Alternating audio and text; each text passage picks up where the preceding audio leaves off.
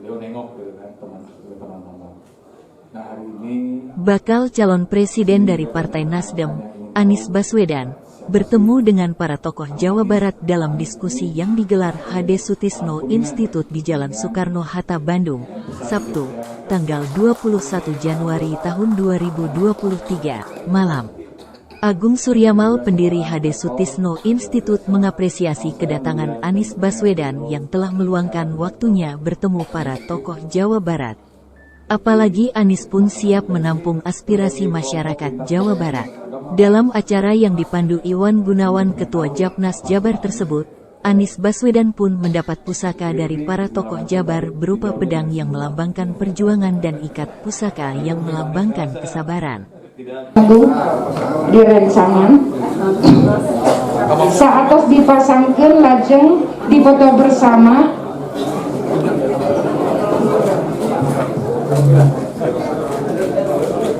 Jadi saya harus jelaskan dulu ini. Saya masih ingat bahwa ikat ini warna bentuk saya masih ingat ya. Mudah-mudahan betul pas dengan apa yang diharapkan oleh kita semua. Tentu saja oleh pas. Karena ikat ini punya makna kesabaran, kalau tidak salah, kesabaran, saling mengikat itu punya nilai juga ketawakalan, ya, dan kekuatan. Jadi memang sepertinya saya nggak tahu ini aku sepertinya pas ini dengan situasi kondisi sekarang. Kita harus banyak bersabar, bertawakal, memiliki daya juang yang kuat. Amin. Mudah-mudahan seperti itu ya. Mohon maaf nih kalau agak sedikit salah bagi para sesepuh yang paham di mana. Kita pasang dulu ke Pak Anies. Ya. Mangga. Bisa dulu Pak, buka yang depan Pak, belakangnya Pak, balik. Kembali.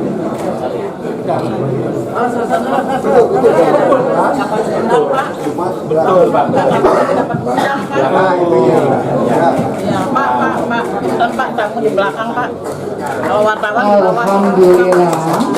Pemasangan ikat parantos anu salajengna panginten bapak-bapak mangga kanggo uli di ka tempatna padinen mangga, tapi Kang Anies sapunten panginten masih kedat salib masih kene aya opat item anu kedah disanggekeun. Kalau nggak ke depan dulu. Mangga anu sanes Tamu ke belakang. salajengna nyaeta acuk pangsi eksklusif, di mana acuk pangsi ieu sanes anu biasa Kang Akang sareng Cece, tetapi acuk pangsi anu dilukis ku kanyaah sareng kadedeun ti urang Sunda. Acuk pangsi ieu bakal disangakeun ku Kang Aendra Medita Kartadipura. Mangga Kang Aendra kapayun kanggo nyanggakeun acuk pangsi anu warna hideung. Silokanna tina acuk ieu adalah etos kerja yang tinggi. Mugia janten pendorong kanggo Kang Anies bahwa etos kerjanya semakin tinggi dengan menggunakan pangsi ini. Kang Aendra Medita adalah CEO dari Merck Perindo Group. Beliau menguasai 17 media, salah satunya adalah Jakarta 1 dan juga Sundanesia. Wilujeng Kang Anies. Foto-foto Pak. Mangga saatos didokumentasikan di haturanan panginten Kang Aendra saatosna mangga ulah deui ka tempat kami parantos salajengna margi urang teh dibuburu waktos hapunten. Kanggung barangkali foto dulu sok gobang kabulutan. Senjata ieu tiasa janten pangapin kanggo kumaha ngalawan kaum londok atanapi kaum munafik. Mangga gobang kabulutan ieu bakal disanggakeun ku Kang Ernawan. Anjeunna salah sawias sekjen Bangu Sunda, oge salah sawias pembina Gerakan Pilihan Sunda. Atuh mangga diaping ku Kang Denny Poniman. Anjeunna salah sawias juara dunia pencak silat Kang Anies. Waktu tahun 80-an. Mohon, Kang Denny Poniman itu jawara pencak. Jadi Kang Anies pada diajar silat ka Kang Denny tiasa private kata wisna. Mangga salajengna ya karena waktu ini adalah disertasi tentang ugawan secilin. Kita berpandangan bisa dikerjakan semuanya sendiri. Kalau kami di Jakarta kemarin menggunakan istilah kolaborasi, ya sama. Apa artinya kolaborasi itu? Artinya beban atas masalah itu dipikul sama-sama, lalu solusi itu tidak semuanya muncul dari pemegang tanda tangan. Yang pegang tanda tangan memang yang punya kewenangan menjadikan itu sebagai kebijakan, tetapi sumber dari solusinya bisa dari semua. Sayang sekali kalau kita hanya kerjakan semuanya sendiri. Justru dengarkan, dan ke depan ini terutama nih Kang Agung yang pernah mimpin Kadin di sini, kita berharap dari para pelaku perekonomian berikan kepada kami masukan 4 hal. Apa yang perlu ditingkatkan dari yang sudah ada sekarang? 2, apa yang perlu dikoreksi dari yang sudah ada sekarang? 3, apa yang perlu dihentikan dari yang ada sekarang? Dan keempat, apa yang baru yang harus dibuat? Jadi ketika kita bicara tentang perubahan, itu bukan dengan menolkan yang ada. Ada pertanyaan, apa yang harus ditingkatkan? Apa yang harus dikoreksi, lalu apa yang harus dihentikan, apa yang harus dibuat baru. Kebanyakan dari kita bicaranya yang nomor 3 dan 4 saja, 1, 2 tidak, jangan. Karena apa yang sudah dikerjakan ini bukan dikerjakan 5 tahun, 8 tahun, ini sudah dikerjakan puluhan tahun. 4 itu, kalau itu kita bisa bantu rumuskan, maka perubahan ke arah yang lebih benar bisa kita laksanakan. 4 itu.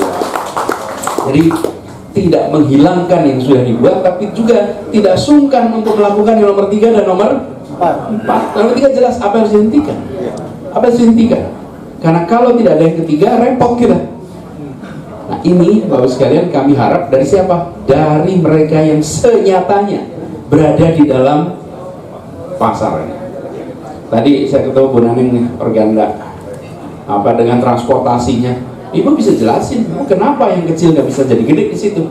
Kenapa hanya dikuasai yang besar? Itu bisa ceritakan, dan apa yang dibutuhkan supaya transportasi umum, massal, darat itu bisa tumbuh berkembang lebih luas lagi. Yang paling tahu siapa? Yang berada di pasar.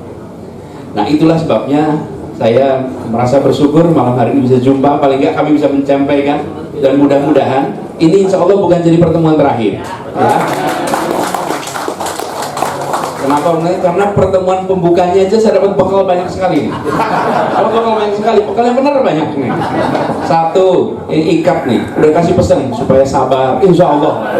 Saya ini kemana aja sudah ingetin Pak yang sabar, ya, yang sabar, yang kuat. Bahkan saya cerita nih, saya mendatangin korban banjir, Pak. Di Jakarta kalau ada banjir, saya datang ke tempat yang banjir itu. Pas saya banjir, saya bilang, Bapak yang sabar, Ibu yang sabar. Malah dia bilang, bukan Pak, Bapak yang sabar. Saya udah dari zaman Pak Cokro Pranowo banjir begini Pak. Cuman sekarang baru Bapak aja yang salahin terus. Nah, jadi Bapak yang sabar. Saya nasihatin orang supaya sabarnya malah dia supaya sabar. Itu lucu betul, itu kejadian. Jadi terima kasih, ini ikatnya jadi bikin sabar insya Allah. Kemudian dapat senjata pedang. Lawan. Berarti ya artinya lawan ya. Ya, pedangnya jangan disembunyiin Pak itu. Pedang. Ada pangsi Pak, ada pangsi Pak. Ada pangsi. Terus dapat kitab juga Pak ini. Jadi kasih pedang biar lawan. Terus ini kasih buku yang mudah-mudahan artinya harus punya belajar terus menerus, bijak. Terus Pangsi Pak, pangsi. Baju itu udah ada filosofinya tuh tadi, ditulis filosofinya itu. Jadi datang ke sini ini saya dapat bekal banyak sekali. Terima kasih sekali. Dan Kami berharap mudah-mudahan nanti kita bisa jalankan sama-sama. Tapi tantangan ini Mas ya, tidak bisa kita mengubahnya sendirian. Harus mengajak lebih banyak. Tapi saya ingin garis bawahi Mas ya, bahwa kami di dalam berbicara tentang keadilan itu yang selama ini kita pegang ketika mengurus Jakarta. Mengurus Jakarta satu kata, keadilan. Dan Pak, kalau di Jakarta ini Pak, rapat di balai kota, rapat di balai kota, saya sampaikan Bapak Ibu semuanya yang di ruangan ini, hanya kurang dari 1 kilometer dari tempat kita rapat. Disitulah pembukaan Undang-Undang Dasar 45 itu disusun. Jadi di antara semua kantor yang mengurusi rakyat, kantor kita ini punya tanggung jawab paling besar untuk melaksanakan yang tertulis di dalam cita-cita dasar Republik ini, keadilan sosial. Itu cita-cita kita. Tidak ada pilihan. Dan kalaupun kita harus mengambil sikap, maka kita dasarkan sikap kita itu kepada 1, prinsip keadilan, 2, kepentingan publik, maslahatan untuk publik, 3, akal sehat, 4, regulasi. Jangan dibalik. Kadang-kadang regulasi dulu, akal sehat tarik nomor 4. Akal sehat, keadilan, kepentingan publik, akal sehat, regulasi. Karena keputusan itu tengah jalan kita akan ketemu dengan dinamika yang tidak mungkin sesuai dengan apa yang ada di regulasi. Saya merasakan Pak, ketika COVID kemarin harus ambil keputusan nomor 1-nya Pak, menyelamatkan nyawa. Belum tentu sesuai regulasi, tapi itu menyelamatkan nyawa. Karena penyelamatan nyawa ini prioritas paling utama. Kemarin ketemu dengan kenaikan upah buruh Pak di Jakarta. Kenaikan upah buruh di Jakarta itu aturan yang kita buat itu beda dengan aturan yang dibuat oleh pemerintah pusat. Kenapa? Ya karena prinsipnya keadilan dulu. Kalau kita prinsip keadilan dulu, kita harus lakukan itu. Walaupun kita digugat, walaupun tekanannya macam-macam itu. Tapi kami ingin ini kita sama-sama pegang prinsipnya, prinsip keadilan, prinsip kepentingan umum, akal sehat, regulasi untuk membuat Indonesia lebih baik bagi semua. Itu saja barangkali Mbak.